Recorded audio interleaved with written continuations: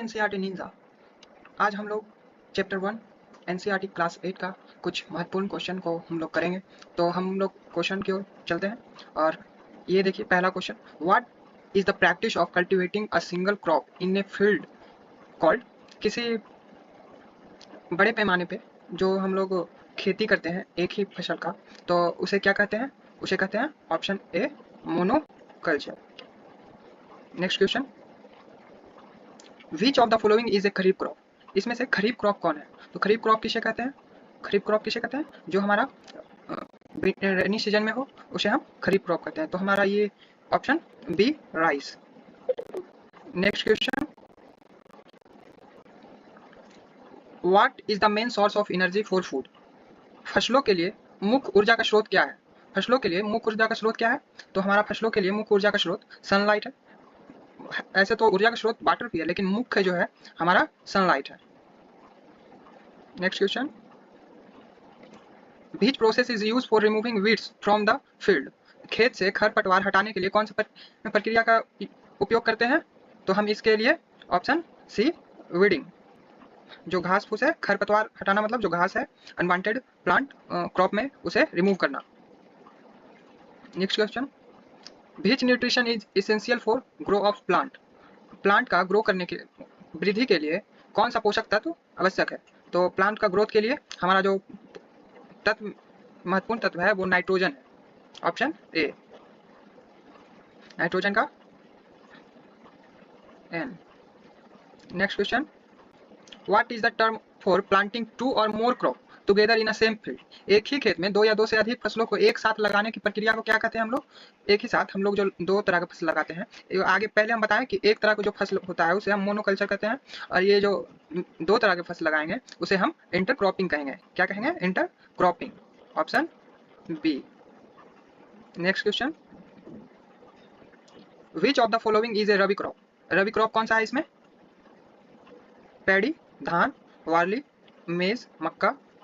तो हमारा answer Warli B. जो रबी क्रॉप किसे कहते हैं ये आप कमेंट बॉक्स में मेंशन करें। Next question, what is the main purpose of ploughing the field. खेत को हल चलाने का मुख्य उद्देश्य क्या होता है? खेत को हल चलाने का मुख्य उद्देश्य होता है, ये हमारा option B, to prepare the soil. 9 number question, which type of irrigation is used water efficiently. मतलब कौन सा सिंचाई प्रणाली जल को कुशलता से उपयोग करती है? तो ये हमारा नेक्स्ट आंसर हो जाएगा drip irrigation. Drip irrigation, option B. Which is a common pest affect crop. ये जो हमारा कौन सा कीट है जो फसल को ज्यादा प्रभावित करता है? तो ये हमारा टिंडा, जिसे हम लोग गांव में फटिंगा बोलते हैं। Option C. और ये 11 number question, what is the process of gathering crop called. Crop को फसल को इकट्ठा करने की प्रक्रिया को क्या कहते हैं? हार्वेस्टिंग। काट के हम लोग उसे खलिहान में लाते हैं, तो वो हमारा जो प्रोसेस कहलाता है हार्वेस्टिंग कहलाता है। ऑप्शन बी यहाँ है आंसर हर क्वेश्चन का। Next, which soil is best for growing most crops. कौन सा मिट्टी अधिकांश फसलों की खेती के लिए सर्वोत्तम रहेगा? तो हमारा इसके लिए सबसे अच्छा मिट्टी है loamy soil.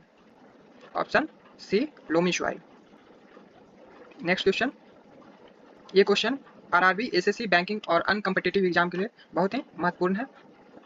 Next question 30 number, which of the following is the method of organic farming. निम्नलिखित में से कौन सा जैविक खेती का विधि है? जैविक खेती का विधि, इसे हम ऑप्शन बी क्रॉप रोटेशन को कहेंगे। तो इसमें हम जानेंगे कि ऑर्गेनिक फार्मिंग क्या होता है, जिसमें हम लोग फर्टिलाइजर का यूज नहीं करते हैं, उसे हम ऑर्गेनिक खेती कहते हैं।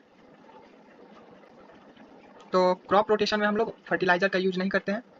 Next question 40 number, which type of crop is grow in summer season.